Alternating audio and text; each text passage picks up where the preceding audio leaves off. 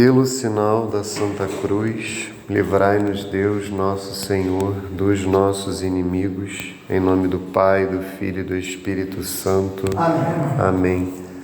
Creio em Deus Pai, Todo-Poderoso, Criador do céu e da terra, e em Jesus Cristo, seu único Filho, nosso Senhor, que foi concebido pelo poder do Espírito Santo, nasceu da Virgem Maria, padeceu sob Pôncio Pilatos, foi crucificado, morto e sepultado, desceu à mansão dos mortos, ressuscitou ao terceiro dia, subiu aos céus, está sentado à direita de Deus Pai Todo-Poderoso, de onde há de vir a julgar os vivos e os mortos.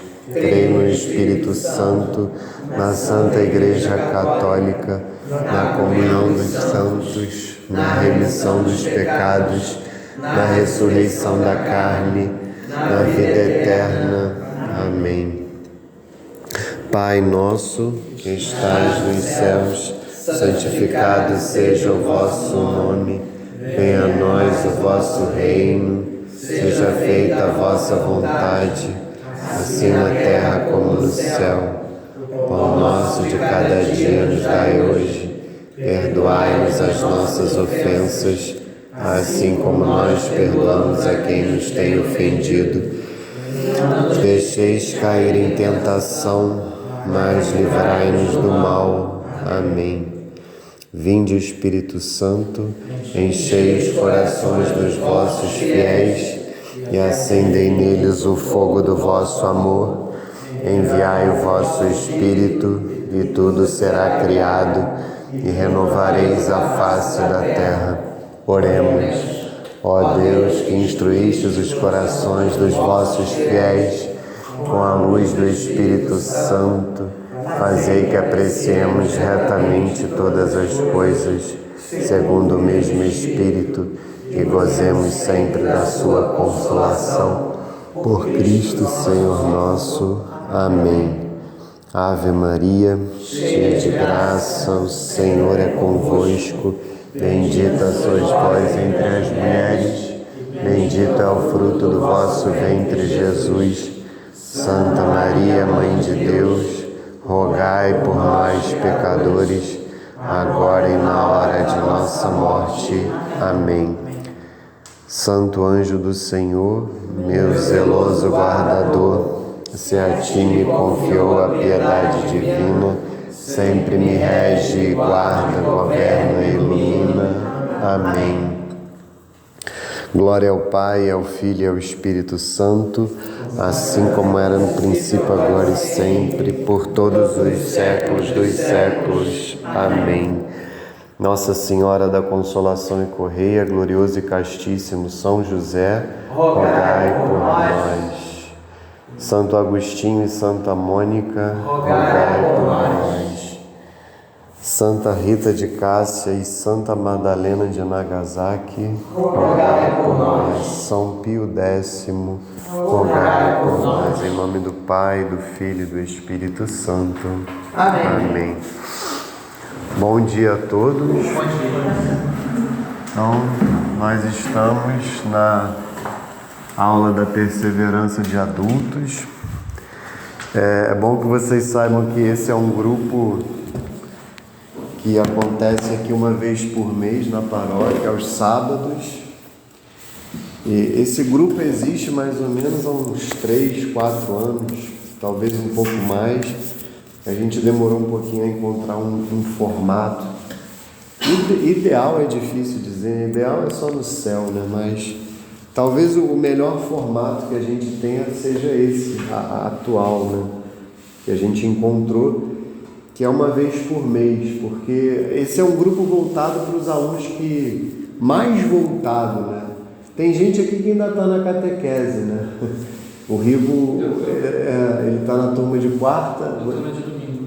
Então, o seu nome é? Felipe. Então, o Felipe, o Rivo é da turma de quarta, o Felipe é da turma de domingo. A Luísa foi muito bem, né, de enviar nas turmas, né? E me parece bom que faça sempre. E aí eles ainda estão indo, e não tem nenhuma contraindicação, muito pelo contrário, é ótimo que faça, e até mais do que isso, né? Uma pessoa que ainda nem entrou na catequese queira vir nas aulas da perseverança, ótimo. Pode ser até o contrário, a pessoa começa na perseverança e depois faz a catequese. Então, nesse ponto, a ordem dos fatores não vai alterar o produto, né? Então, a ideia da perseverança é justamente aprofundar o nosso conhecimento em temas católicos, e que nós tenhamos aqui uma formação contínua, né, na paróquia. Mas inicialmente ele foi criado para que o aluno que já concluiu a catequese ele não estacione, né? Porque a catequese é um processo que deve ser perene nas nossas vidas, né? A preocupação inicial foi essa, que o aluno que fosse crismado, ou mesmo que concluísse a catequese, mesmo que ele não tivesse feito para receber algum sacramento, ele simplesmente parasse, né? Relaxasse. Por mais que muitos encontrem fontes de formação fora daqui, nós também pensamos em fornecer algo aqui na paróquia. Então a perseverança surge com esse intuito, e é um grupo assim que, com idas e vindas, né, com muita dificuldade, ele tem caminhado, né? Ele acontecia durante a semana e a gente resolveu colocá-lo aos sábados agora, uma vez por mês. Ele era à noite. Confesso que estava um pouco complicado para mim, por razões profissionais principalmente, também familiares, e aí eu resolvi colocar na manhã de sábado, com alguma flexibilidade. Em geral é no segundo sábado do mês, mas nem sempre, vai variar de acordo com a minha disponibilidade também, mas sempre com antecedência a gente avisa, né? Eu acerto aí com a Luísa e ela com a paróquia, e a gente avisa com antecedência nos grupos. E esse ano, né, no YouTube da paróquia, inclusive, no YouTube da catequese, eu não sei se vocês sabem, mas a catequese ela tem um YouTube lá com várias aulas gravadas, os áudios, né? Tem uma playlist só para perseverança, e lá já tem várias aulas gravadas, né? E inclusive nós temos uma linha, né, de aulas, e a linha que nós adotamos esse ano é justamente essa, de falar da vida de determinados santos e ressaltar as virtudes, né, que mais se destacaram, né, na vida desses santos, né? Por isso é que nós falávamos de Santa Inês na primeira aula que foi dada, né? Santa Inês, ela é a exemplo até de São Francisco de Sales, que é celebrado no fim do mês de janeiro, né? Eu sou muito devoto de Santa Inês, nós nos casamos, né, eu e minha esposa, numa igreja dedicada a ela, que fica na Gávea, e aí eu decidi falar dela e da virtude da pureza. Então, falamos de Santa Inês, já falamos um pouco da virtude da pureza, e uma segunda aula foi dada sobre a virtude da pureza, na qual eu procurei aprofundar especialmente a questão da contracepção, né? Do pecado da contracepção. Não foi propriamente uma aula sobre a questão da luxúria apenas, né?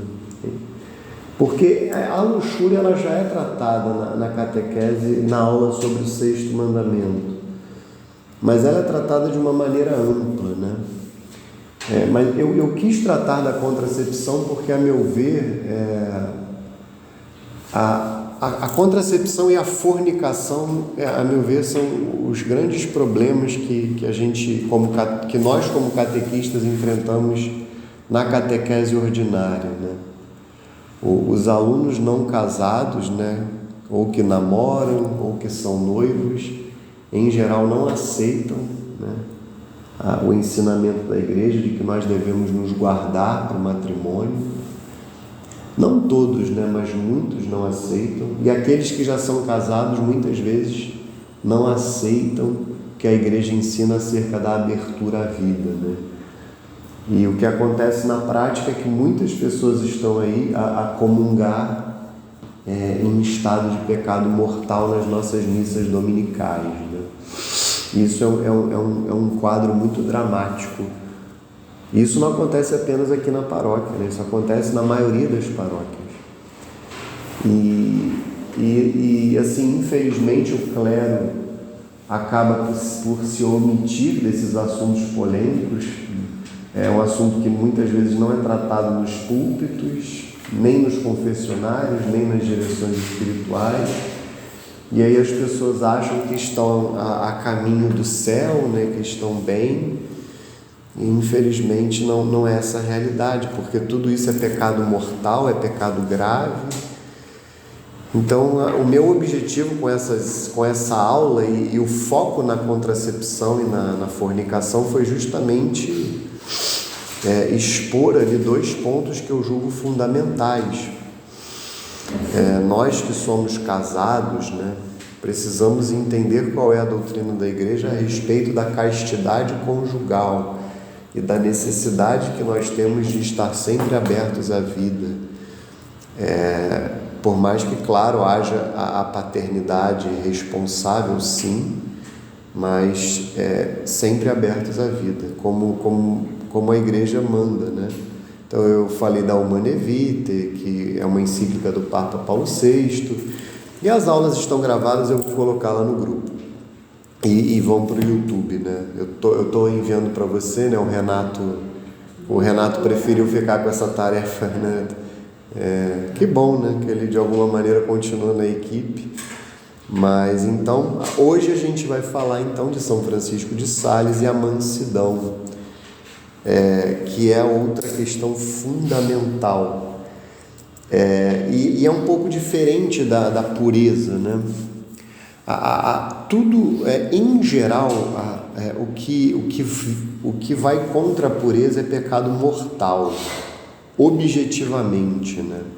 É claro que na prática, como por exemplo um adolescente que cai na masturbação, isso pode ser, a depender da maturidade, ou um adulto mesmo que seja viciado em pornografia e masturbação, isso acontece até com homens casados, especialmente na sociedade atual, pode ser que seja um pecado venial porque ele já está viciado. Isso só Deus na realidade vai julgar, né? Ou um sacerdote experimentado, né? Alguém que estudou teologia moral, né? Que vai poder julgar isso. Mas o fato é que objetivamente a matéria é grave. A mansidão não é assim. A mansidão muitas vezes ela não toca necessariamente matérias graves e infelizmente por conta disso nós não damos a devida atenção a ela. Aqueles entre aspas, né? Não existe pecadinho, né? Se o pecado é algo que ofende a Deus, eu não posso tratar no diminutivo, né? Porque Deus é um ser supremo, infinito, é a fonte da minha vida, da minha existência, né? Se o pecado ofende a Ele, eu não posso tratar no diminutivo. Mas sim, a impaciência muitas vezes é um pecado venial, mas é um pecado venial que me impede de crescer espiritualmente, que me impede de avançar na vida espiritual. Aquelas pequenas impaciências, aquelas pequenas irritações, mas que muitas vezes também nos levam às grandes irritações, muitas vezes nos levam aos maiores pecados. Então a ideia é, em primeiro lugar, ler sobre a vida deste grande santo que é São Francisco de Sales. Você falou, por exemplo, dos salesianos, é só uma informação, né? Os salesianos não foram fundados, né, por São Francisco de Sales. Os salesianos foram fundados por São João Bosco. É que São João Bosco era tão humilde que ele deu o nome de outro santo à sua obra, não o nome dele. Ele deu o nome de São Francisco de Sales à sua própria obra, porque era devoto de São Francisco de Sales, mas na realidade São Francisco de Sales, sim, ele fundou uma obra até feminina, que é a ordem da visitação, as chamadas visitandinas. E aí sim foi ele que fundou, juntamente com uma santa chamada Santa Joana Francisca de Chantal, que foi uma santa esposa, uma santa mãe, até teve uma vida semelhante à da nossa padroeira, Santa Rita de Cássia, porque ela foi uma mãe de 6 filhos, se eu não me engano, que ficou viúva e virou religiosa. E ela, depois de viúva, ela se tornou, como Santa Rita, ela se tornou religiosa e fundou com São Francisco de Sales a Ordem da Visitação. Ela fundou a Ordem das Visitandinas, que existe até hoje. Inclusive lá na cidade da minha mãe, Barbacena, Minas Gerais, tem um mosteiro delas, das Visitandinas. E esse mosteiro, ele foi, esta ordem, esta congregação, se eu não me engano, não é ordem religiosa, tecnicamente, canonicamente é congregação. Foi fundada por São Francisco de Sales. Então, ele é bispo, fundador e doutor da igreja, né? São Francisco de Sales é doutor da igreja. E essa foi se eu não me engano, foi uma das primeiras congregações a dar essa ênfase, né, grande na admissão de mulheres viúvas, né? Por mais que a própria Santa Rita tenha sido admitida nas agostinianas, ela foi admitida com alguma dificuldade, né? A congregação das Visitandinas já recebia, né, admitia as viúvas já com mais facilidade. E vale dizer, né, a título de curiosidade, Santa Margarida Maria de Alacoque, por exemplo, a santa que teve, né, a visão, que foi a vidente, né, do Sagrado Coração de Jesus, né, que viu nosso Senhor Jesus Cristo, que viu o Sagrado Coração de nosso Senhor Jesus Cristo, ela era visitandina, né? Então esta congregação teve essa graça, né, de ter entre as suas integrantes, né, Santa Margarida Maria de Alacoque.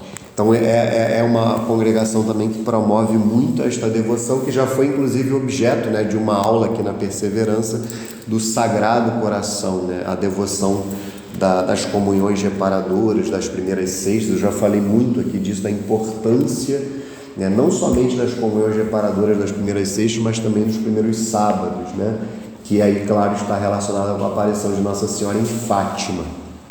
Então, eu vou usar, como fiz na aula de Santa Inês, como base esse livro aqui.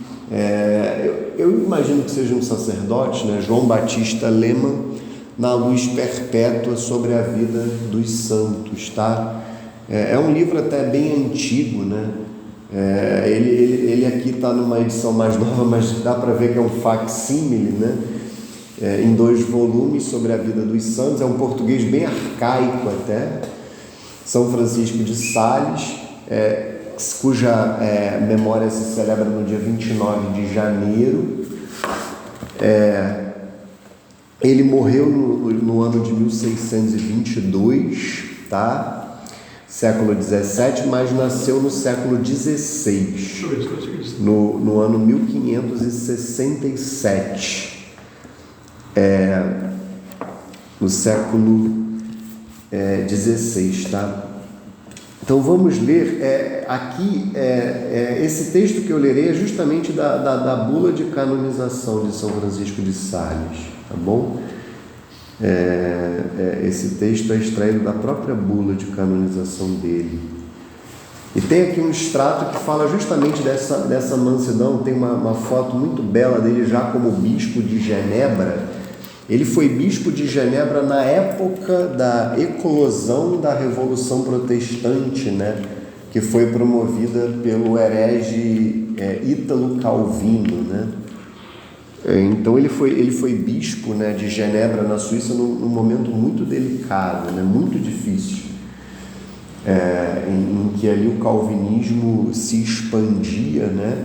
E ele foi justamente, né, o homem escolhido por Deus e pela Santa Igreja para defender a fé católica numa região onde ela era duramente atacada pelos hereges protestantes, pelos hereges calvinistas, e atacada não apenas intelectualmente, né, mas também fisicamente, né?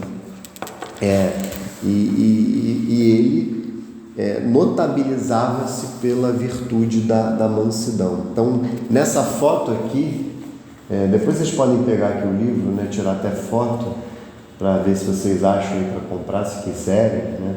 Porque é um livro que fala dos santos do dia, mas de maneira bem profunda. De maneira bem profunda, né? Aí tem do ano inteiro, né? Não vai ter, claro, dos santos mais atuais, né? Porque é um livro antigo. Aí diz assim: aos fiéis São Francisco exortava a perseverança e a prática do bem. Aos hereges, com paciência e mansidão, mostrava-lhes seus erros. Então, ele notabilizava-se por isso, né? Ele enfrentava a heresia, né? Enfrentava os erros dos hereges protestantes, mas com paciência e mansidão. Então, isso é sobre isso que nós refletiremos, né? Especialmente no fim dessa aula, na segunda parte dessa aula e na próxima, né? Essa necessária paciência e mansidão que nós devemos ter, né? Diante das adversidades, né? Diante dos percalços da vida, né? E também diante daqueles que estão no erro, né? Diante de uma maneira geral dos inimigos, né? Eu falo inimigos porque é o termo que Nosso Senhor fala no Evangelho, né? Amai os vossos inimigos, né? E inimigo, gente, não é assim, inimigo, não é a Dona Florinda e o seu Madruga, né? Às vezes a gente pensa no inimigo, o Satanás encarnado, né? Tipo o Lula, né? A Dilma, Fidel Castro. O inimigo, muitas vezes, no meu caso, é a minha esposa, são os nossos filhos. O inimigo é a pessoa que nos incomoda naquele momento ali.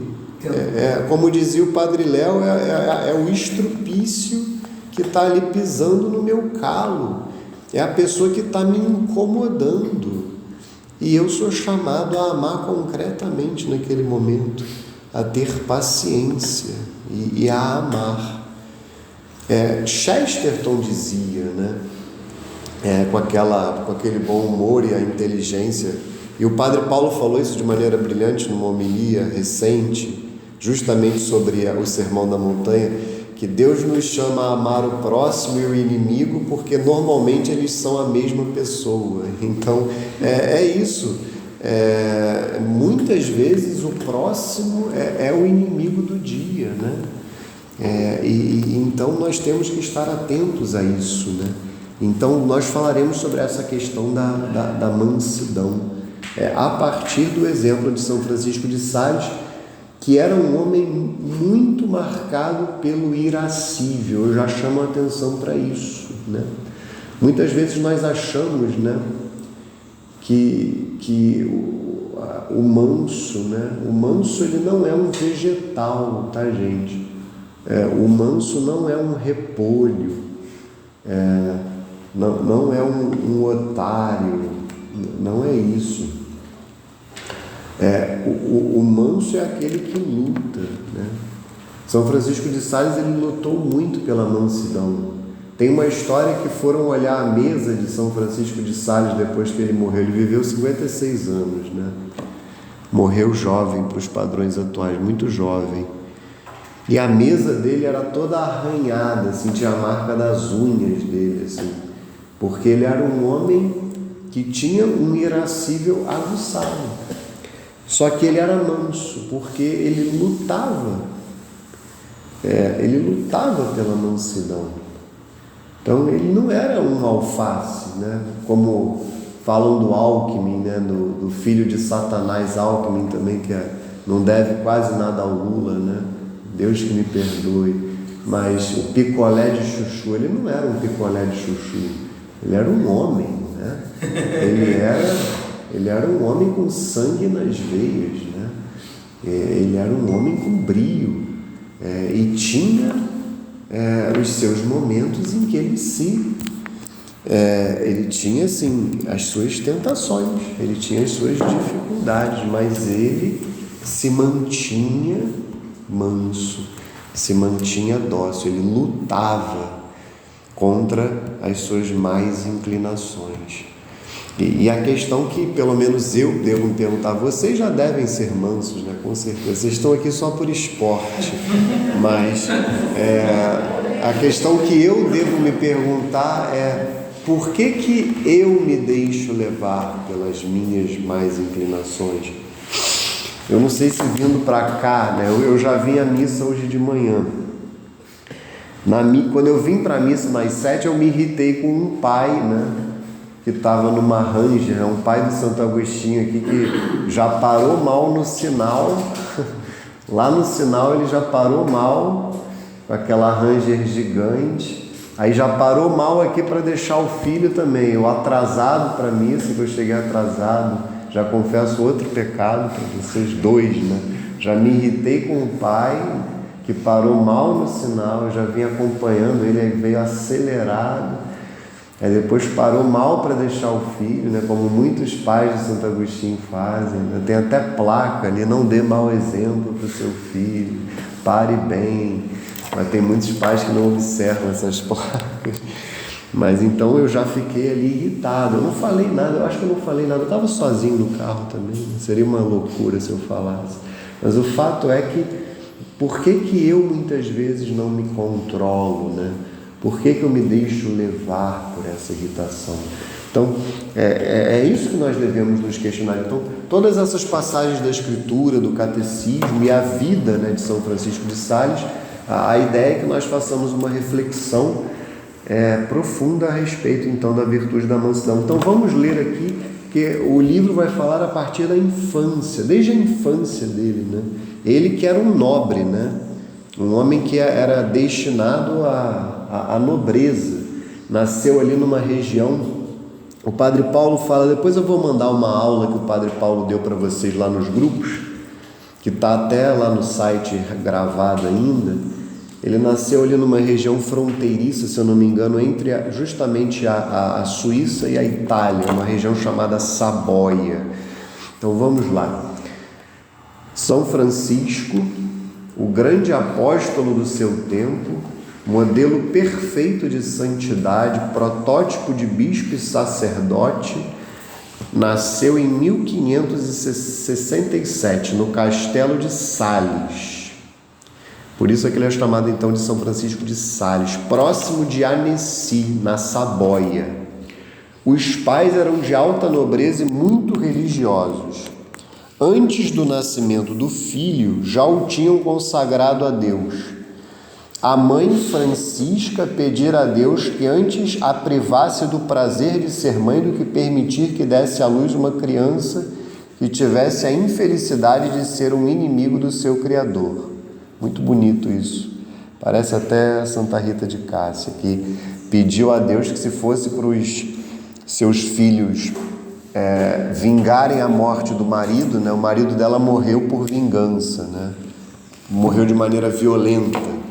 Ela pediu a Deus, se os meus filhos forem cometer um pecado mortal para vingar o pai, eu prefiro que eles morram agora para ir para o céu. Aí Deus levou os filhos dela. Então isso eu faço um parênteses para mostrar o desejo que a gente tem que ter para que os nossos filhos estejam eternamente com Ele no céu. É só isso que importa para os nossos filhos, sabe? A salvação eterna.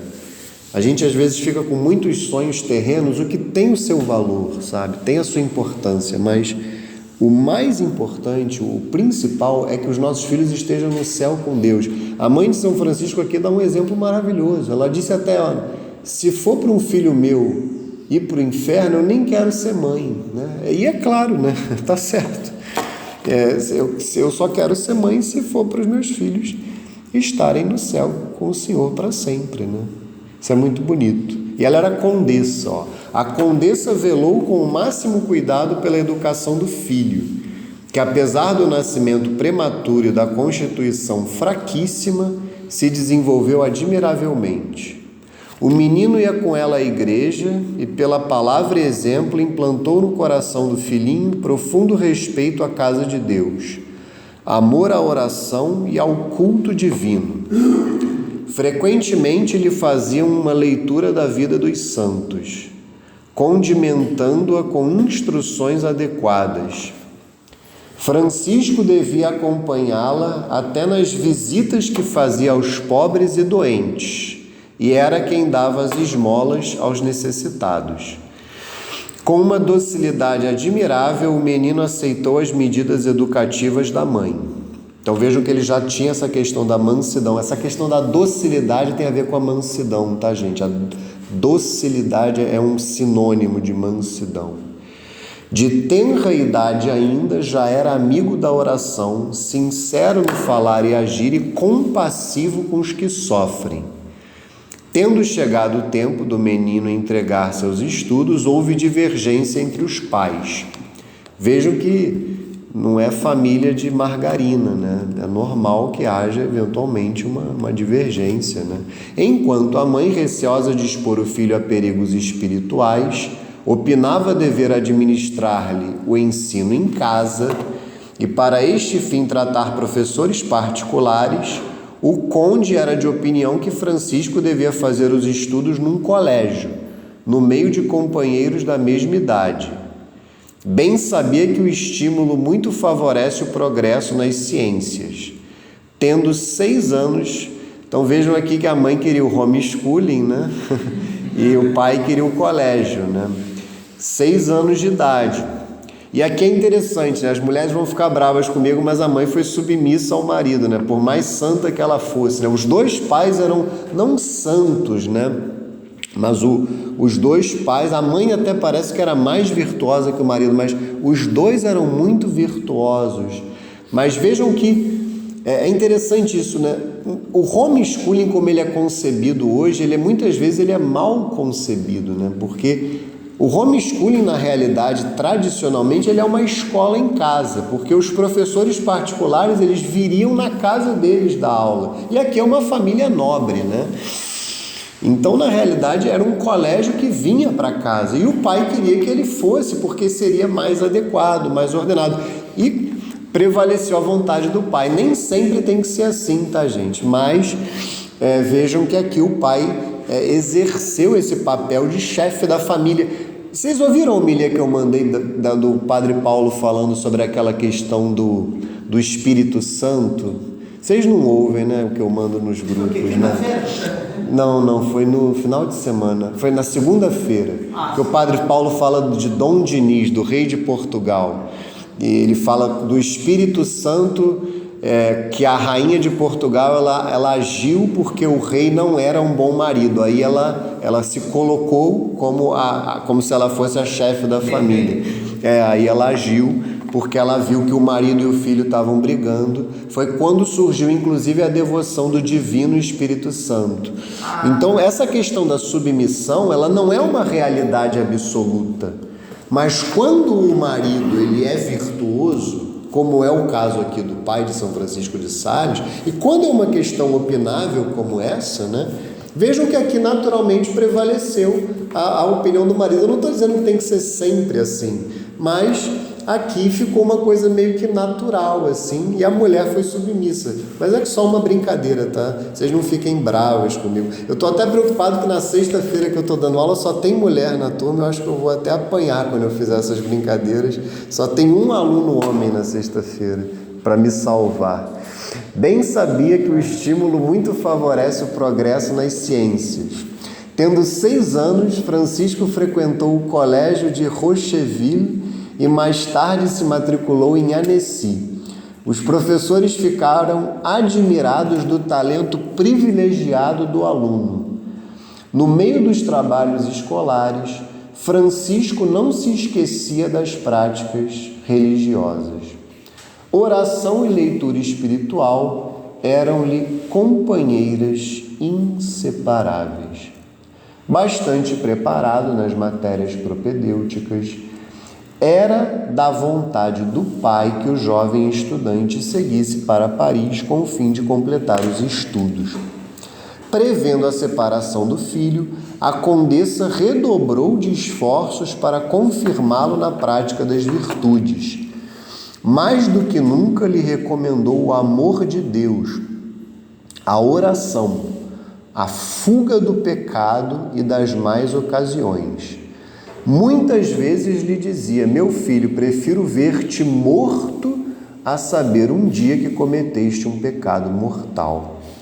Em companhia de um sacerdote a quem o cuidado paternal tinha confiado, dirigiu-se Francisco à capital. Algum tempo estudou retórica e filosofia no colégio dos jesuítas. Mais tarde frequentou a academia, onde praticou os exercícios de equitação, esgrima e dança, exercícios estes que fazia não por inclinação, mas para obedecer à vontade do pai. Além disto, dedicou-se ao estudo das línguas orientais e da teologia. Terminados os cursos em Paris, por ordem do pai, seguiu para Pádua, onde devia ainda estudar direito civil e eclesiástico. Em todos os lugares, Francisco se distinguiu vantajosamente entre os companheiros e para todos era modelo de virtude. Para se conservar no meio de tantos perigos, o jovem estudante recebia semanalmente a Santa Comunhão e em Paris, na igreja de Santo Estevão, fez em honra de Nossa Senhora o voto de castidade perpétua. Este mesmo voto mais tarde renovou no santuário de Loreto e guardou-o fielmente até o fim da vida, sem que o soubesse. Então, aqui vai falar de uma história, eu vou fazer uma pausa. Então vejam que ele já tinha essa questão da docilidade de maneira muito clara. Vejam que eu falei da submissão da mãe, mas chama muito a atenção a submissão de São Francisco à vontade dos dois, dos pais. Como ele era dócil aos conselhos da mãe, como ele era dócil à vontade do pai. Não fala aqui no livro, mas eu imagino de maneira muito clara que desde a mais tenra idade já estivesse no seu coração o desejo de ser sacerdote. E mesmo assim ele foi fazer todo esse itinerário como se ele fosse ser de fato um nobre. Ele claramente aqui estava para ser preparado, e isso foi fundamental inclusive para que ele fosse um grande bispo, que ele foi um doutor da igreja. Ele recebeu uma formação humana esplêndida, mas nessa vida, sozinho em Paris, depois ele foi para Pádua, onde tinha uma universidade de direito muito boa. Ele, claro que se expôs a muitos perigos, por mais que, claro, muito diferente da sociedade atual, mas sim, já havia uma exposição aos perigos da vida, E isso certamente para ele foi uma provação, mas ele se submeteu. Aqui já fica caracterizada a sua docilidade, a sua mansidão. Já inclinado à vida consagrada, já inclinado à vida sacerdotal, ele se submete à vontade do Pai, se submete à vontade dele para fazer os seus estudos, e sempre de maneira exemplar, com a maior perfeição possível. Então, quando eu falei da fronteira, na realidade, não era a fronteira da Itália com a Suíça, perdão, era a fronteira da Itália com a França. Ele nasceu mais ou menos numa região da fronteira da Itália com a França. Eu não sei se ali era uma tríplice fronteira, talvez sim. Mas vocês vejam que ele estudou ali entre a Itália e a França, e é interessante que em Loreto é onde está a Casa da Sagrada Família, se eu não me engano. A Casa da Sagrada Família está em Loreto, milagrosamente foi transportada para Loreto, da Terra Santa para Loreto é onde está a Casa da Sagrada Família. E foi lá que ele consagrou, ele renovou, ele consagrou em Paris a sua virgindade, a Nossa Senhora, e em Loreto, na Itália. Aqui nós temos em Jacarepaguá uma igreja consagrada a Nossa Senhora do Loreto, mas fica na Itália, nessa cidade. Lá ele faz a renovação dessa consagração. E vejam que aqui vai ter uma situação concreta, Vejam como um santo reage a uma tentação, A gente toma uma Coca-Cola, como dizia um conhecido meu. Olha como é que um santo reage diante de uma tentação contra a pureza, Hoje ele seria processado, né, se ele fizesse isso, mas sem que o soubesse, encontrou-se numa ocasião na casa de uma pecadora. Quando, porém, percebeu quais eram as intenções da mesma, cuspiu-lhe na cara e fugiu. Essa cusparada na cara hoje ele ia ser acusado de machismo, né? E ia ser processado, mas é assim que a gente deve reagir, né? Não necessariamente cuspindo na cara, mas especialmente fugindo da ocasião, né? Assim que a gente reage, especialmente diante das tentações contra a pureza. Como dizia São José Maria Escrivá, a valentia de ser covarde, né? E não a covardia de ser corajoso, né? Um falso corajoso, né? No momento da tentação, a gente tem que ter a valentia de ser covarde, até muitas vezes uma tentação contra o irascível, né? Se a gente está ali numa discussão e a gente vê que a gente vai perder a cabeça e vai se irritar, é melhor silenciar, sabe? Às vezes até um debate conjugal. Tá ali a esposa, né? Eu não estou dizendo que as esposas sempre fazem isso, não, mas às vezes fazem. Ela está ali falando, reclamando, apontando, né? Louvado seja Deus pelas reclamações das esposas, porque elas melhoram muito a gente. Eu não estou sendo irônico. A minha esposa me melhora muito, assim, com as observações dela, com as correções fraternas, né? Não é fraterna porque ela é minha irmã, ela não é minha irmã. Vou chamar de correções conjugais, né? Ela me melhora muito, mas às vezes ela exagera assim, na intensidade. Às vezes ela quer corrigir tudo ao mesmo tempo. Assim. Eu falo para ela, olha, eu não vou ficar perfeito no mesmo dia, sabe? Então, assim, tem hora que a tentação de explodir, né? Você ouve aquilo e você fica irritado, né? Então, se você vê que você vai ficar irritado, tá tudo bem, você não vai fugir. Você não pode sair correndo porque vai ser falta de educação, mas você fica calado. Mas assim, você tem que prestar atenção no que ela está falando. Então é muito difícil, mas assim, você tem que ouvir calado e concordar e pronto. Você fazer a resposta, né? Mas assim, você não tem que responder. Isso é o fugir da tentação contra o irascível. É você não responder. Isso pode acontecer no trabalho. Às vezes o meu pai é o meu chefe no trabalho. E tem hora assim que ele fala coisas que eu quero responder. E é uma situação difícil porque ele é o meu pai. Ainda tem o quarto mandamento envolvido, né? Que é o honrar. E o quarto mandamento está duplamente envolvido, porque ele é meu pai e meu chefe. É claro que ali ele não é propriamente tanto meu pai, mas ele continua sendo meu pai. Mas então assim, eu tenho que assim, muitas vezes eu fico calado e pronto, e a coisa acaba. Então assim, o fugir da tentação nesse momento é o silenciar, é um silêncio do manso, que refreia a língua, porque muitas vezes você rebater, você retorquir, só vai piorar as coisas. E a nossa tentação é ficar eternamente querendo ter a última palavra, né? Às vezes a gente faz isso até no WhatsApp, né? Eu quero ter a última palavra, né? Eu quero sempre ter a última palavra é minha. Isso é de um orgulho, sabe? Muitas vezes de uma vaidade. Então, é como São Francisco de Sales fez aqui com essa tentação com a pureza, ele fugiu. Então, vale a pena também, muitas vezes, fugirmos das tentações contra o irascível, né? Fala aqui. Tem uma coisa que aí não é da igreja, mas é uma coisa que é da vida humana, né? Que se mostrou da cultura que se desenvolveu, mesmo entre os pagãos, né? Da questão da pureza, tem o mito das sereias, né? E a sereia é exatamente isso. Canta, e se você ficar dando ouvido ao canto da sereia, você vai para o fundo do mar, vai morrer afogado. Sim. E ela vai te levar. Então, o mito, no caso, tem o mito da sereia que o homem prudente ele se amarra no mastro do barco, né? Se amarra no mastro do barco para não ter o risco de... Sim. Você foge de qualquer risco, não se deixa ao seu próprio julgamento, né? Exatamente. Você se amarra no mastro e não vai ter chance de... Exatamente. de avançar. É isso. Perfeito. Exatamente. Maravilha.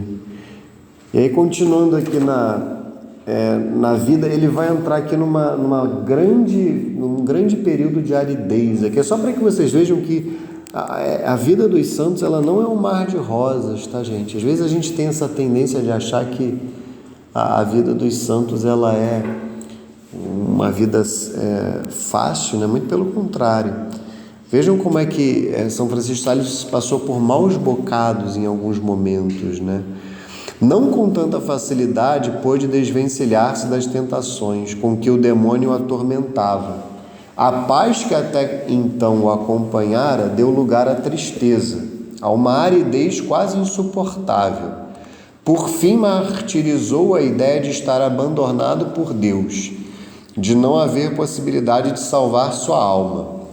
As orações, mortificações e práticas de piedade afiguravam-se-lhe meros sintomas de hipocrisia e de valor ilusório. Estes tormentos influíram-lhe desfavoravelmente na saúde. Com o apetite perdeu a boa disposição, o sono e bom humor.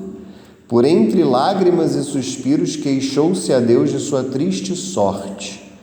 As seguintes palavras são a expressão fiel do que sua alma torturada sentia. Ó meu Deus, teria eu então perdido a vossa graça depois de ter tantas vezes experimentado o vosso amor, a vossa misericórdia?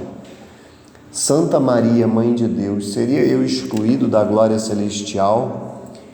Não permitais, peço-vos, que seja condenado a vos amaldiçoar e blasfemar no inferno. Passou também esta tempestade, e Deus se dignou de livrar seu servo da pesada cruz que o oprimia.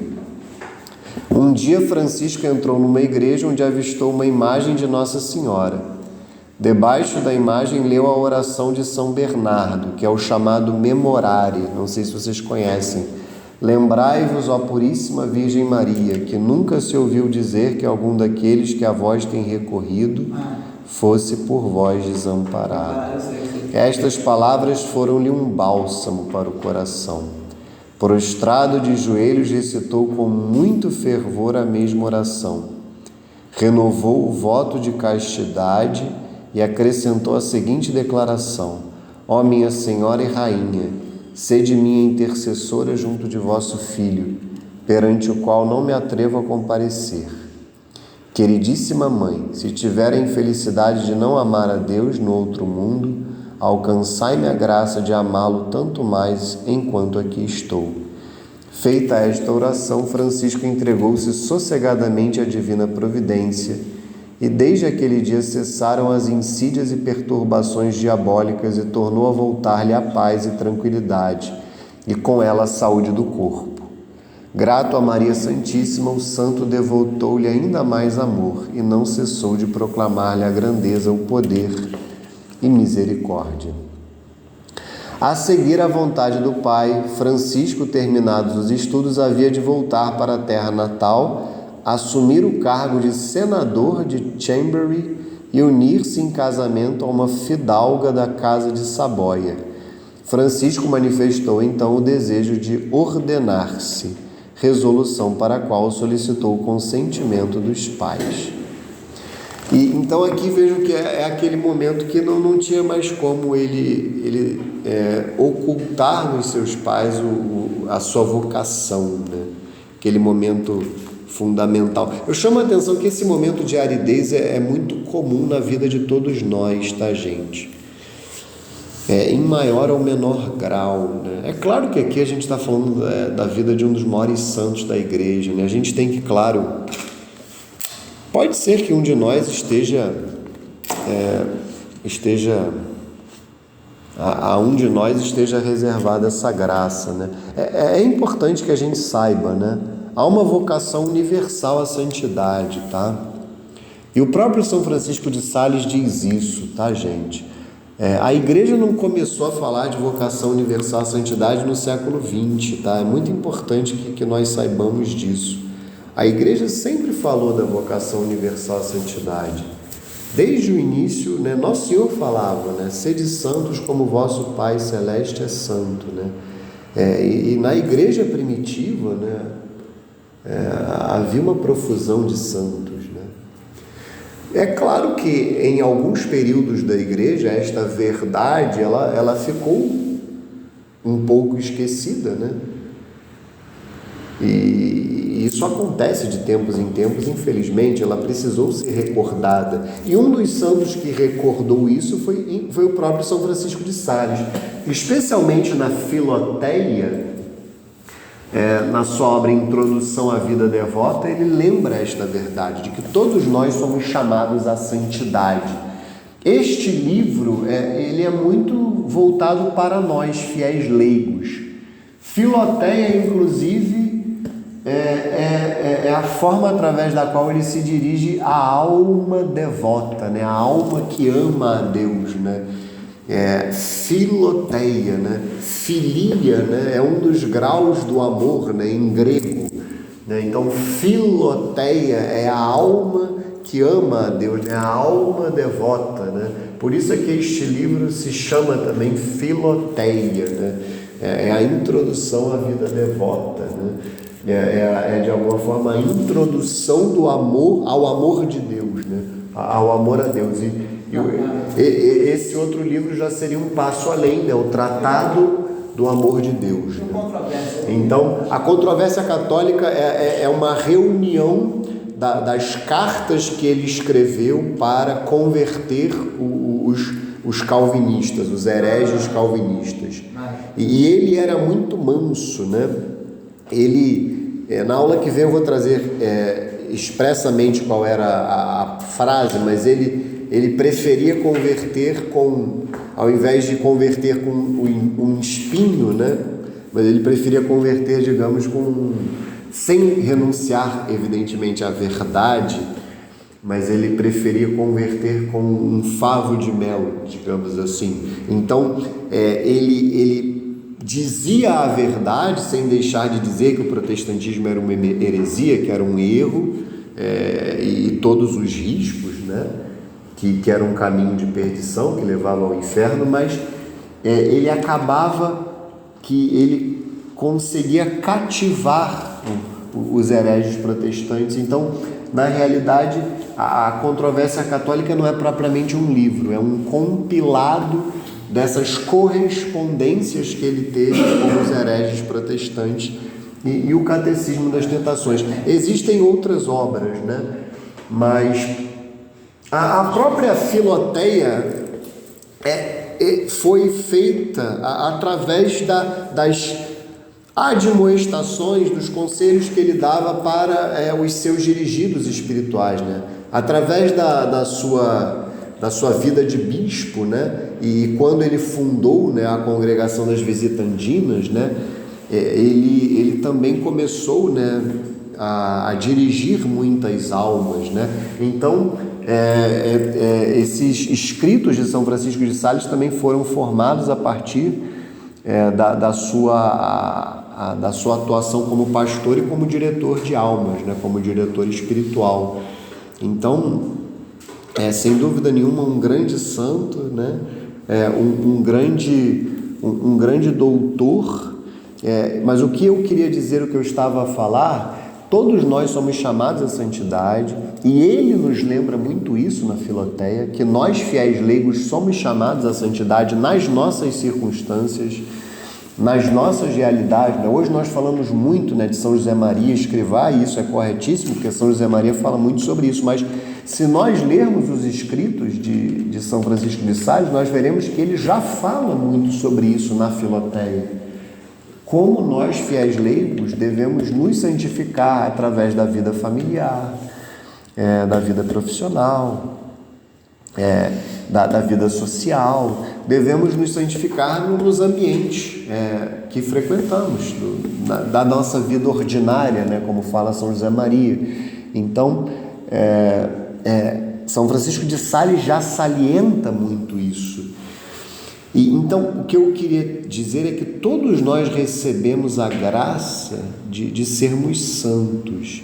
É claro que os grandes santos da igreja, né, se a gente for usar aquela imagem das moradas que vem da doutrina de Santa Teresa de Ávila, né, que não é a única imagem, é uma das imagens possíveis, que fala de 7 moradas, né? O que o Padre Paulo diz, por exemplo, é que todos nós recebemos a graça suficiente para chegarmos à 5ª morada, que já é santidade.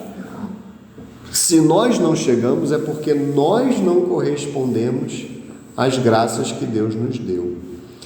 Agora, a 6ª e a 7ª já está reservada para aqueles que Deus escolheu para fazer grandes santos, né? Aí Deus escolhe algumas pessoas, como é o caso de São Francisco de Sales.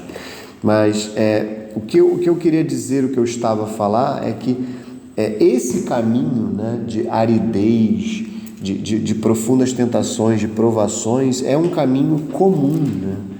Então, de alguma forma, todos nós enfrentaremos, né, depois dessa 2ª conversão, né? Porque eu considero a primeira, né, o batismo. O batismo é a nossa primeira conversão, e depois talvez vocês tenham tido, né, como eu também de alguma maneira tive, a 2ª conversão um pouco na catequese, né? Eu tive um pouco antes, mas isso se prolongou na catequese. A 2ª conversão, que é aquele momento da virada, do abandono da vida de pecado. No meu caso foi com 22 anos.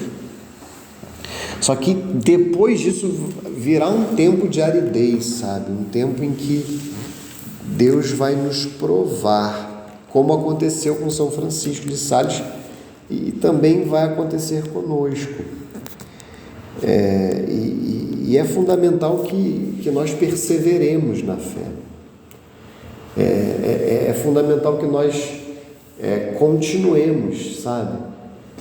Que nós não caiamos num sentimentalismo, que nós não esperemos simplesmente sentir Deus, mas que nós nos mantenhamos firmes, que nós creiamos que Deus está conosco, mesmo que eventualmente não sintamos a sua presença, e mesmo com as dificuldades, como ele se manteve firme.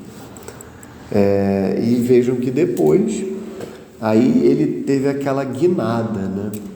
Ele teve aquele momento em que ele foi ordenado, e no nosso caso, é claro, é uma vida muito mais acidentada, né?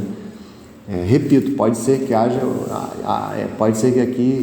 aqui esteja um grande santo, né, escondido, né?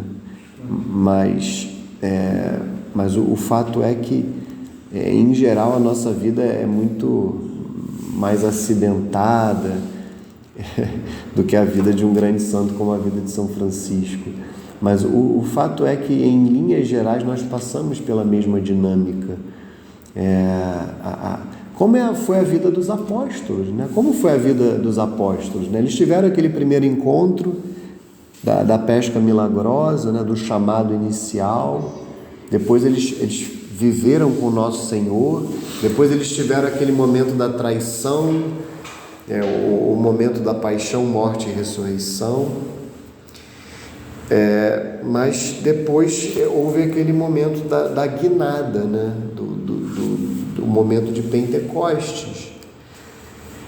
E em geral é esse momento que falta na vida da maior parte dos fiéis, né? Na realidade, eu diria que da imensa maioria dos fiéis falta a conversão, né? Infelizmente, a imensa maioria dos fiéis nem se converte hoje, né? Infelizmente. Mas daqueles que se convertem, muitos não fazem aquela segunda decolagem, né? E aí eu falo até por experiência própria, infelizmente. Então, o desafio, e é isso que a vida dos santos nos mostra, é que nós façamos essa segunda decolagem, sabe? Que nós possamos ter esse olhar mais fino, né? comecemos a olhar para os pecados veniais que nós cometemos. E não só olhar para os pecados, sabe? Que nós possamos olhar também para o bem que nós deixamos de fazer. Aí que está o detalhe, né? O bem que nós deixamos de fazer. O que eu posso fazer melhor, né? O que eu posso fazer melhor, né? Esse é que é o detalhe. Então vamos ver aqui o que São Francisco de Sales fez como sacerdote, né? Agora que a gente vai entrar na parte principal da vida dele, né? Quando ele é ordenado, né? Francisco manifestou então o desejo de ordenar-se, resolução para a qual solicitou o consentimento dos pais. Conseguiu com muita dificuldade, depois de longa resistência. O bispo Cláudio de Genebra administrou-lhe o sacramento da ordem e do Papa recebeu a nomeação de preboste da Igreja de Genebra. Incumbido pelo prelado da pregação de missões nas regiões do bispado, onde a heresia calviniana conseguira tomar pé, o neopresbítero dedicou-se à obra com todo o ardor. É incalculável quantos sacrifícios, perigos, perseguições se ligaram a esta difícil missão. Os hereges, vendo-se atacados com vigor e desmantelados os seus argumentos, votaram ódio ao missionário e planejaram-lhe a morte. Deus, porém, protegeu seu ministro e este levou a obra da conversão dos hereges para dentro da cidade de Genebra. Corajosamente se dirigiu ao chefe do calvinismo, Beza, convidando-o a abjurar o erro. Beza convenceu-se da verdade da Igreja Católica, mas não se animou a voltar para a casa paterna. Melhor resultado teve em outros lugares. 72.000 calvinistas abandonaram a seita e voltaram para o seio da Igreja Católica. Veja, ele converteu 72.000 hereges. Impressionante. Pela morte do bispo Cláudio, a administração da diocese passou para Francisco. A nova dignidade fez ressaltar ainda mais as virtudes do jovem prelado. Impelido por um zelo verdadeiramente apostólico, Francisco visitou a pé toda a diocese, visto que o conselho da cidade tinha lhe cortado todas as subvenções. Aos fiéis exortava a perseverança e a prática do bem. Vejam, aquilo que eu falava, eu nem lembrava disso. A perseverança e a prática do bem. Aos hereges, com paciência e mansidão, mostrava-lhes os erros. E em toda parte estabelecia o culto da Igreja Católica. Mais de uma vez convidou os mais eminentes oradores do calvinismo para uma discussão pública. Porém, nenhum deles teve a coragem de medir-se com o bispo católico, conhecendo-lhe a força de argumentação. Nas horas vagas, compôs belíssimos livros de assunto religioso, que têm sido e até hoje são muito apreciados. Fundou a Congregação Feminina da Visitação de Nossa Senhora, que obteve a aprovação apostólica e achou a mais aceitação entre o povo católico. Durante 20 anos tinha dirigido os destinos da diocese e grandes foram os merecimentos de sua hábil e prudente administração, quando Deus ouve por bem chamar o fiel servo à eterna recompensa. Negócios urgentes requereram a presença do bispo em Lyon durante os dias de Natal, quando lhe sobreveio uma grave doença. A repetidas torturas seguiu-se uma congestão que o privou do uso dos membros, exceto a língua. Entre os primeiros que o visitaram achavam-se os padres jesuítas, aos quais disse: "Estás me vendo num estado em que de nada preciso a não ser da misericórdia divina. Peço que mal alcanceis pela vossa oração." Perguntado por um deles se estaria pronto a sujeitar-se à vontade de Deus, se ele lhe determinasse a morte, respondeu: "É bom esperar no Senhor. Para mim aquela hora é como qualquer outra. Deus é o Senhor. Que Ele de mim faça o que bem lhe parecer. Nunca tive vontade diferente da sua. Dito isto, fez a profissão de fé na presença de muitas pessoas para assim testemunhar que sempre viveu na fé católica e nela queria morrer. Os santos sacramentos recebeu-os com muita devoção. Durante os dias da doença permaneceu em contínua oração. Frequentes vezes rezavam os seguintes versos dos Salmos: Meu coração e minha carne alegraram-se no Senhor, por toda a eternidade hei de cantar as misericórdias do Senhor. Quando comparecerei diante da vossa face? Ó meu Deus, meu desejo a vós se dirige, meus suspiros vós os conheceis. Meu Deus e meu tudo, meu desejo vai às colinas eternas. Purificai-me, Senhor, dos meus pecados, tirai de mim a minha culpa e purificai-me cada vez mais. Senhor, se faço falta ao vosso povo, não recuso o trabalho, sou um servo inútil, de quem nem Deus nem o povo tem necessidade. Entrando na agonia, perdeu a fala, os circunstantes de joelhos rezaram a ladainha de todos os santos.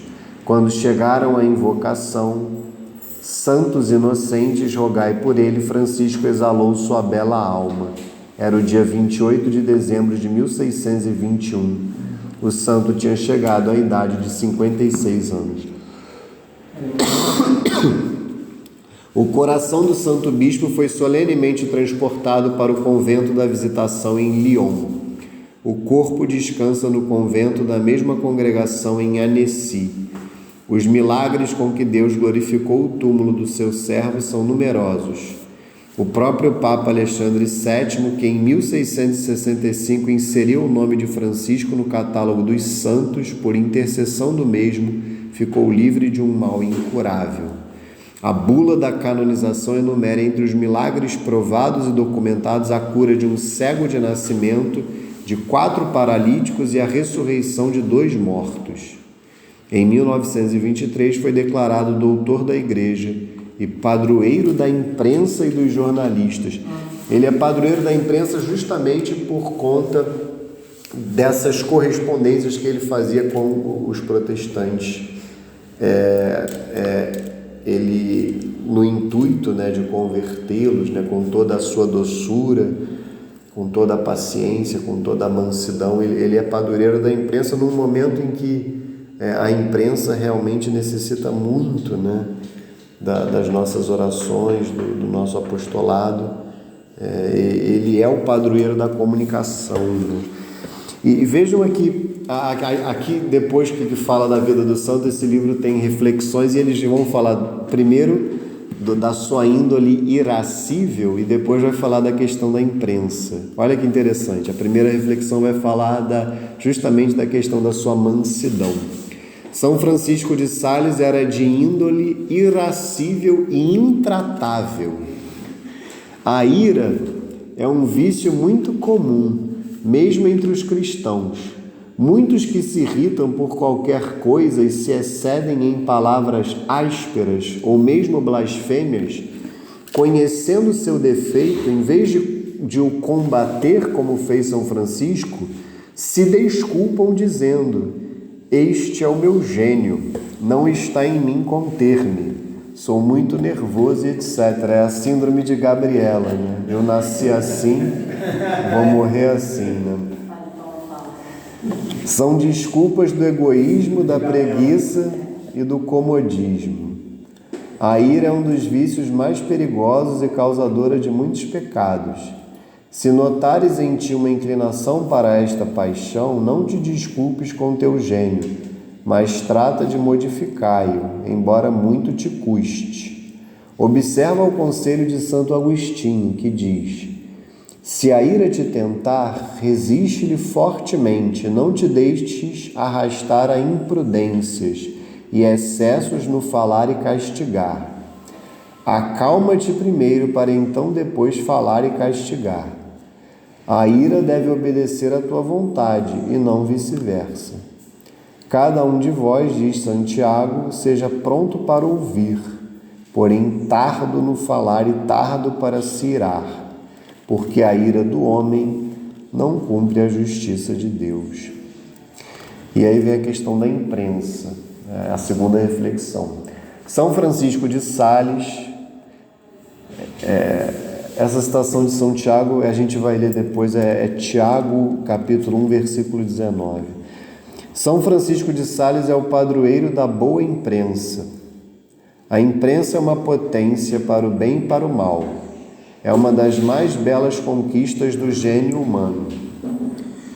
Infelizmente, o inimigo do homem, o espírito das trevas, apoderou-se deste belo invento, fazendo dele uma arma formidável para ferir de morte as almas remidas pelo sangue de Cristo. Cidade, país não há onde a majestade das trevas não tenha ministros, adeptos e apóstolos que, servindo-se da imprensa, infiltram nas almas o veneno da impiedade, da incredulidade, da superstição, da imoralidade. A má imprensa é o polvo que adstringe a humanidade num amplexo asfixiador. Cooperador da má imprensa, missionário desta empresa satânica é todo aquele que a favorece e suborna pela leitura, pela compra, pela colaboração e pelo auxílio material. Houve quem dissesse que São Paulo, se voltasse ao mundo, se dedicaria à missão da boa imprensa.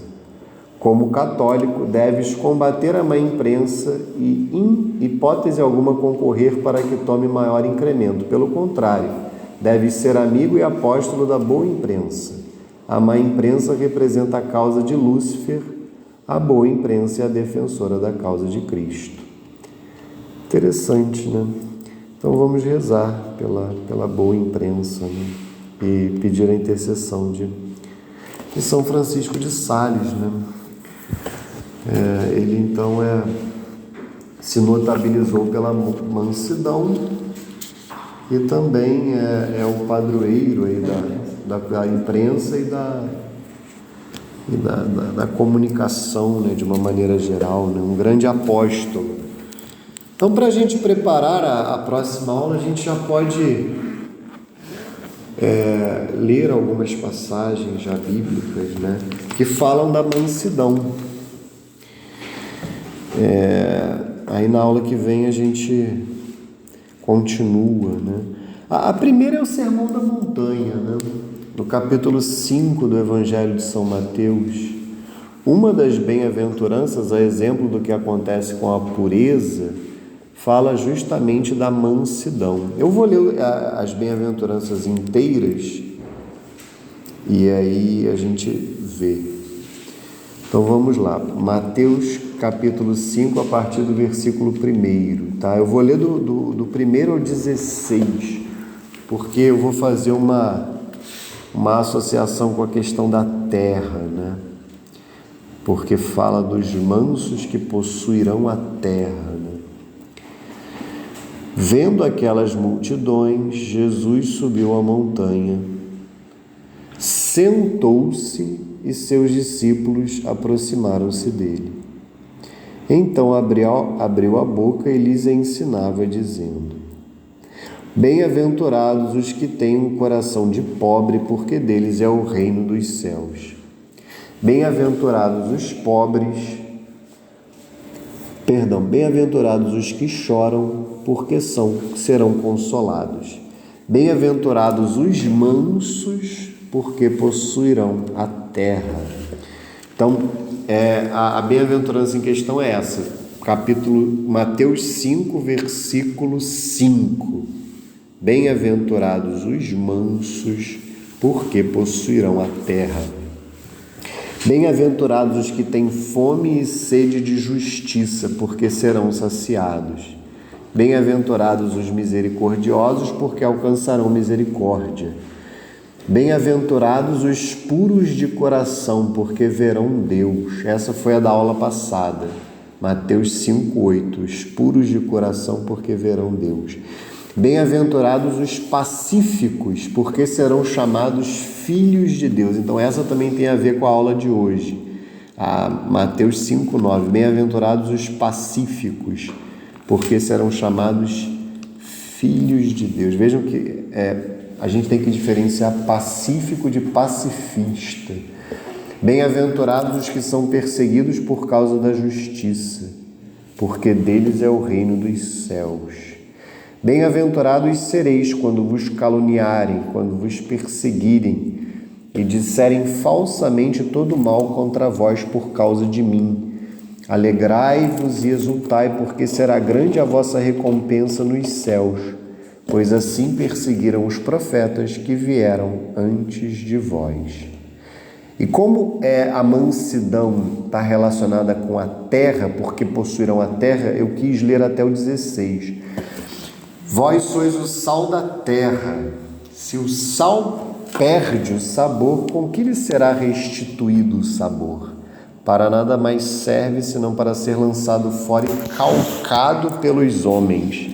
Vós sois a luz do mundo. Não se pode esconder uma cidade situada sobre uma montanha. Nem se acende uma luz para colocá-la debaixo do alqueire, mas sim para colocá-la sobre o candeeiro, a fim de que brilhe a todos os que estão em casa. Assim brilhe vossa luz diante dos homens, para que vejam vossas boas obras e glorifiquem vosso Pai que está nos céus. Vejam que bem-aventurados os mansos, porque possuirão a terra. Vós sois o sal da terra. É claro que aqui é só uma reflexão, né? É evidente que esta terra, né, pode ter vários significados, né? Em primeiríssimo lugar, o céu, né? A vida eterna com Deus no céu. Essa é a verdadeira terra prometida, né? Estarmos todos com Deus no céu. Aquele que não é manso não vai para o céu, né? São Paulo fala isso de maneira clara numa das passagens que eu coloquei aqui, nessa passagem aos Gálatas. São Paulo fala de maneira clara a respeito de outros pecados, outras desordens e também da mansidão. Então a terra também designa, mas aqui também a gente pode pensar, claro que a terra também designa o mundo que nós somos chamados a evangelizar, né? Mas também eu penso que os corações, né?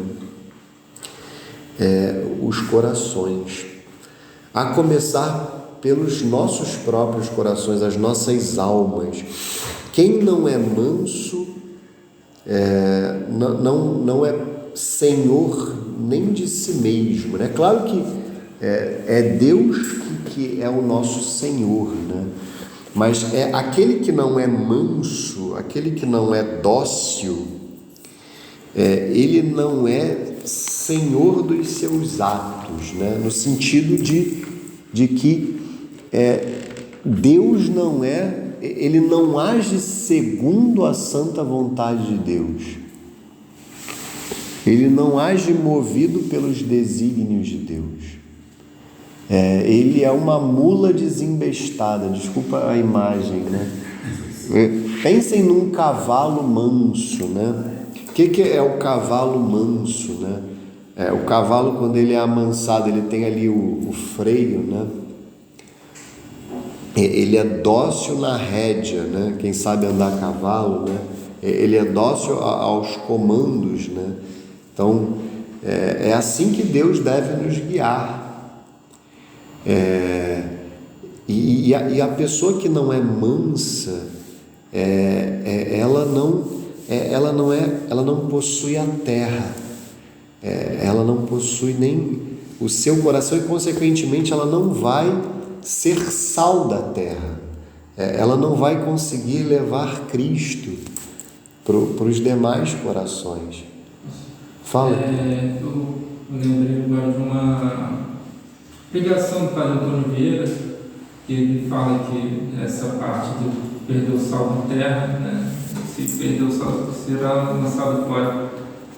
Que aí ele diz que o sal seria o amor, né? Se vós sois o sal da terra, se perder o sal, nós somos o amor na terra. Se a gente perder o amor, também não vai servir para nada. Sim, não é isso. É isso. eu até botei essa passagem da carta aos Coríntios porque tem muito a ver exatamente com o amor, com a caridade, né? Se a gente perde de fato a mansidão, né? Esse amor, essa doçura, e eu deixo bem claro que não tem a ver com ser um repolho, um vegetal, um picolé de chuchu. Não tem a ver com ser bonzinho. Tudo isso que o mundo hoje prega, e até dentro da igreja, né? Deus é misericórdia, não julgueis, não é isso, sabe? Não é isso. Não se trata de perder o vigor, né? Não se trata no caso dos homens, né, de perder a masculinidade. O que está sobrando hoje na igreja é homem afeminado, né? Às vezes o cara não é nem boiola, né? Desculpa a palavra assim mais livre, né? Mas é porque hoje há um lobby gay infiltrado na igreja, né?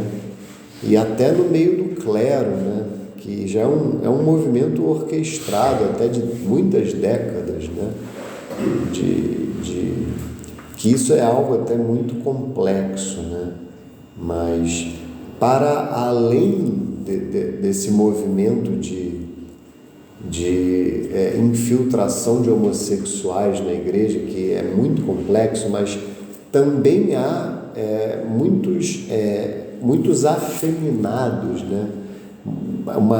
Uma crise de masculinidade do fiel católico. Não se trata disso, sabe, gente? A mansidão não tem nada a ver com se perder a firmeza, se perder a masculinidade. Não se trata disso. A caridade, ela deve sempre estar comprometida com a verdade.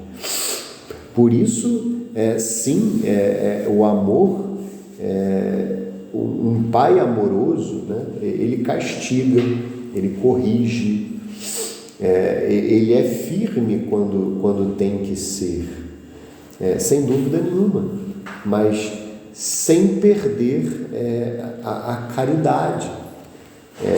Esse falso amor não tem nada de amor na realidade, né? Tudo isso que eu falei agora, desse amor de ficar mandando coraçãozinho para as pessoas, né? Deus é misericordioso, você está indo para o inferno, mas Deus é misericordioso, eu não te julgo não, mas Deus, isso aí não é amor, sabe? E isso não tem nada a ver com amor, mas também não tem nada a ver com mansidão, não tem absolutamente nada a ver. Vejam que aqui Nosso Senhor também fala da fome e sede de justiça, né? A justiça é justamente diante do mal, diante daquilo que está errado, cabe concretamente, como o Nosso Senhor mesmo, se irar diante do mal. Então existe uma ira justa, existe uma ira ordenada. A questão é como, né? É o como agir. Mas o que eu me refiro então é que nós devemos ser mansos, nós devemos ser dóceis. Dóceis o quê? A ação de Deus em nós. Dóceis aos desígnios de Deus em nós, para que nós sejamos senhores de nós mesmos. Deus deve ser o nosso Senhor para que nós possamos de fato dizer que possuímos a terra. Que terra é essa? O nosso coração, as nossas almas. E aí sim nós seremos sal da terra, né? Dos corações. Aí sim nós poderemos nos doar aos outros, né? Como é que a gente vai se doar aos outros se nós não somos nem senhores de nós mesmos? Se nós somos mulas desembestadas que estamos aí a dar coices nos outros, como é que a gente vai se entregar para as pessoas se nós nem nos controlamos, se nós nem somos capazes de nos controlar, de nos refrear, de refrear as nossas línguas, de refrear os nossos ímpetos? E vejam que nosso Senhor vai continuar logo depois. Por isso é que eu peguei várias passagens do Sermão da Montanha. Vejam o que nosso Senhor vai dizer no versículo 21. Ouvistes o que foi dito aos antigos: não matarás, mas quem matar será castigado pelo juízo do tribunal. Mas eu vos digo: todo aquele que se irar contra seu irmão será castigado pelos juízes. Aquele que disser a seu irmão raca será castigado pelo grande conselho.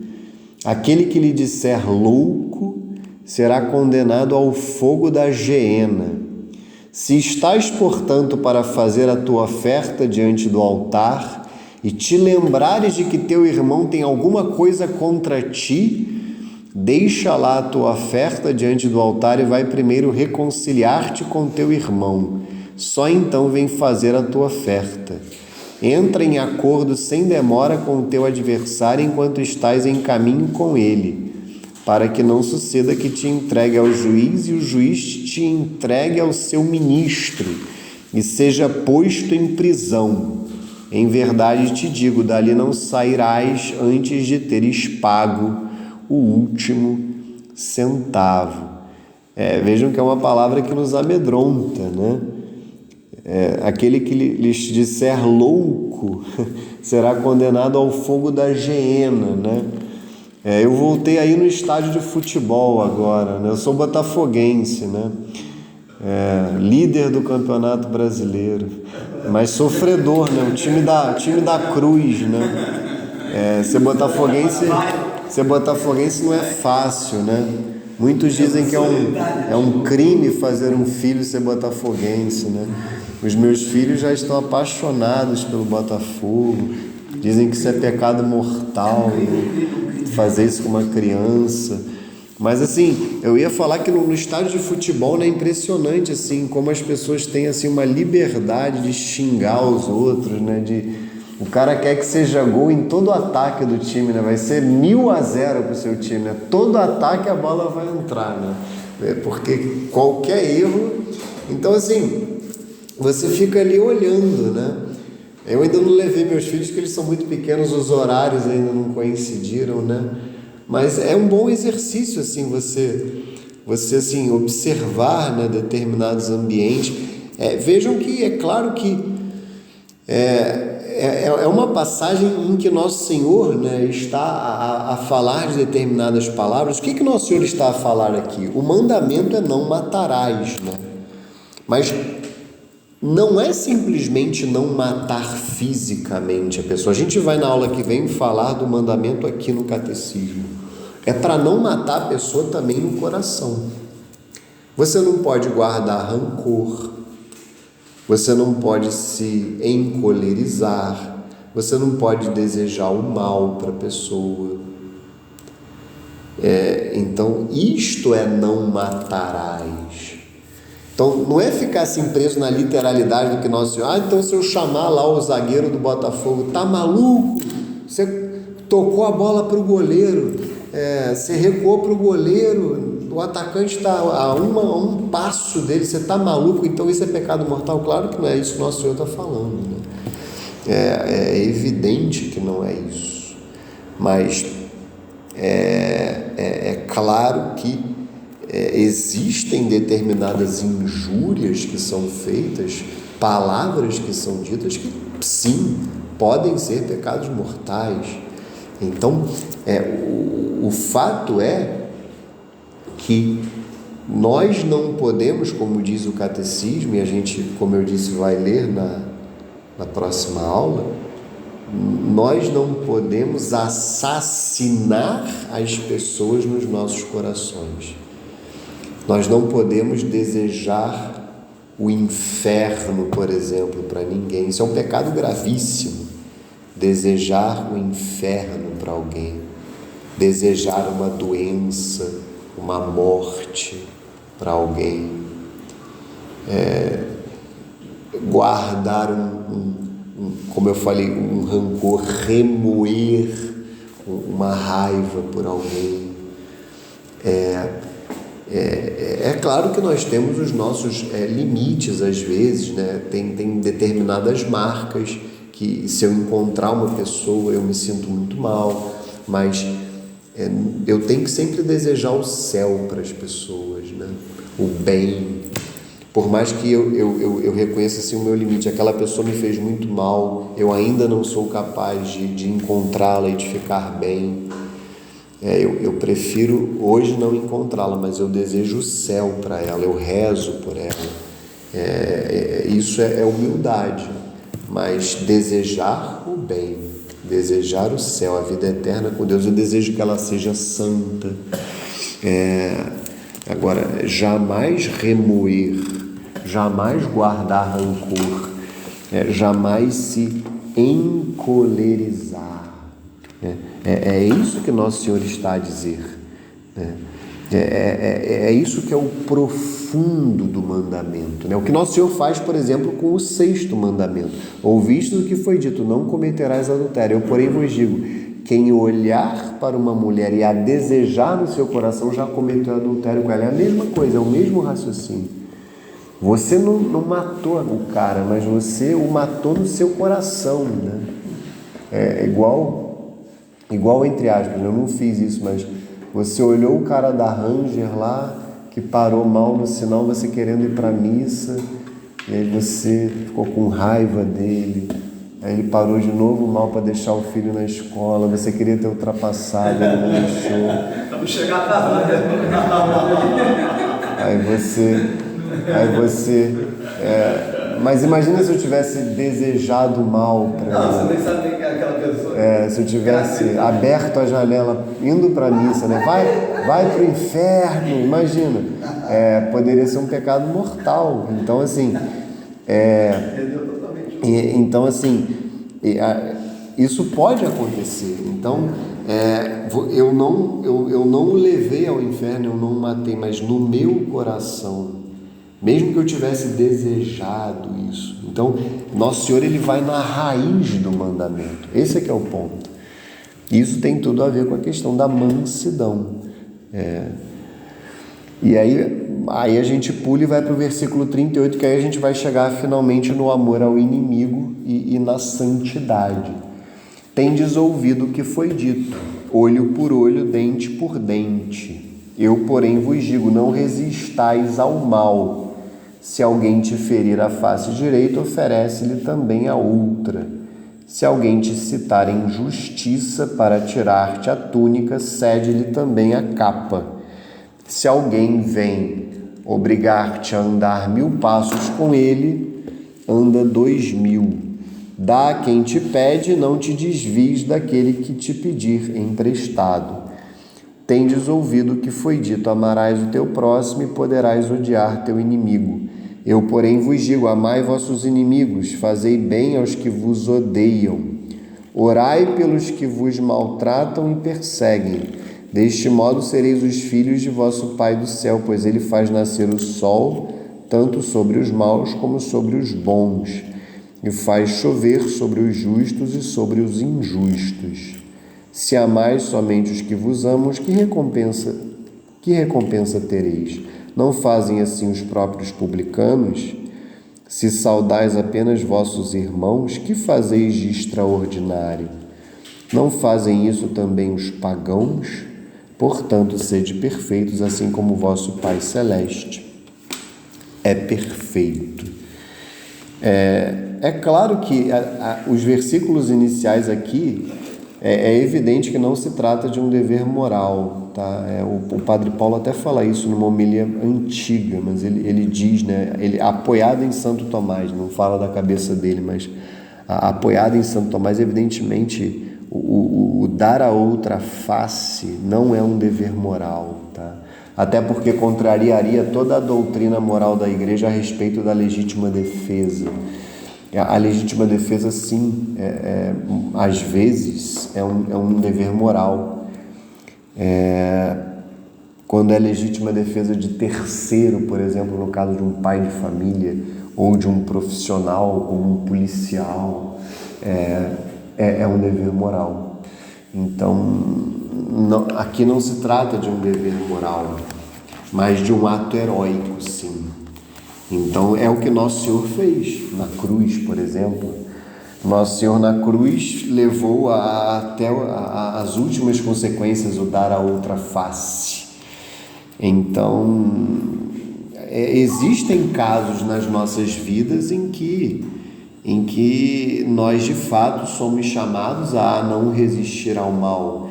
Quantas pessoas dentro de um matrimônio, por exemplo, são chamados a fazer isto silenciosamente nas suas casas?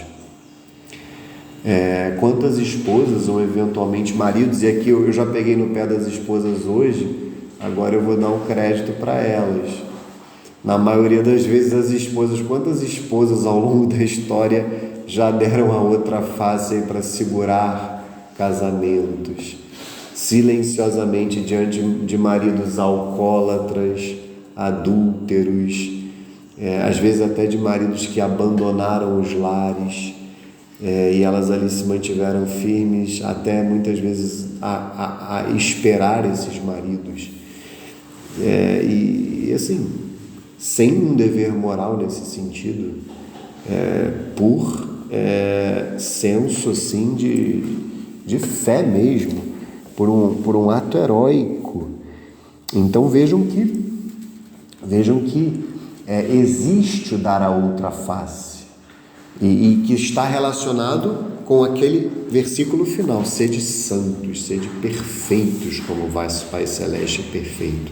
Então eu ressalto isso no fim desta aula, e a gente continua na próxima aula. A mansidão, ela tem esse papel fundamental na nossa vida espiritual, sabe? De ser uma guinada nessa segunda decolagem, porque essas pequenas impaciências, elas acabam por minar a caridade, minar o amor. Então, aquele que começa a se controlar, aquele que aprende a se controlar, ele decola. Aquele que aprende a ser paciente, aprende a ser manso, ele tende a decolar na sua vida espiritual, ele tende a ter um grande crescimento espiritual. E em primeiríssimo lugar nós vamos aprender a nos controlar até o momento em que vai até diminuir, né, o ímpeto, né? Vai até diminuir a própria ira, né? Aquele próprio ímpeto vai diminuir, porque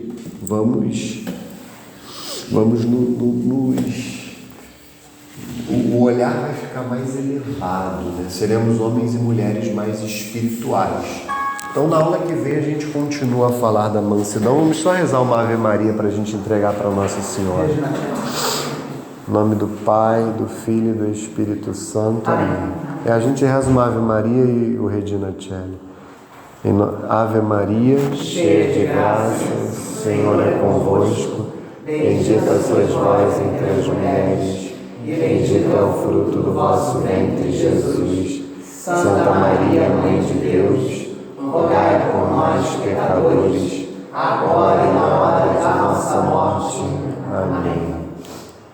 Predina Celli, letare, alleluia, quia quem meruiste portare, alleluia, resurrexit, sicut dixit, alleluia, ora pro nobis Deum, alleluia, gaudet letare Virgo Maria, alleluia, quia surrexit Dominus vere, aleluia. Tem a oração aí? Eu não tenho de cabeça. Oremos. Ó Deus, que nos dignaste para alegar o mundo com a ressurreição do vosso Filho Jesus Cristo, Senhor nosso, concedei-nos, vos suplicamos, que com sua mãe, a Virgem Maria, alcancemos as alegrias da vida eterna. Por Cristo, Senhor nosso. Amém. Glória ao Pai, ao Filho e ao Espírito Santo. assim como era no princípio, agora e sempre, por todos os séculos dos séculos. Amém. Glória ao Pai, ao Filho e ao Espírito Santo. Assim como era no princípio, agora e sempre, por todos os séculos dos séculos. Amém. Glória ao Pai, ao Filho e ao Espírito Santo. Assim como era no princípio, agora e sempre, por todos os séculos dos séculos. Amém. Glória ao Pai, ao Filho e ao Espírito Santo. Amém. Nossa Senhora da Consolação e Correr, glorioso e castíssimo São José, rogai por nós. Santo Agostinho e Santa Mônica, Rogai por nós. Santa Rita de Cássia e Santa Madalena de Nagasaki, Rogai por nós. São Pio X, Rogai por nós. em nome do Pai, do Filho e do Espírito Santo. Amém. Então até a próxima aula, fiquem com Deus. Obrigado, gente.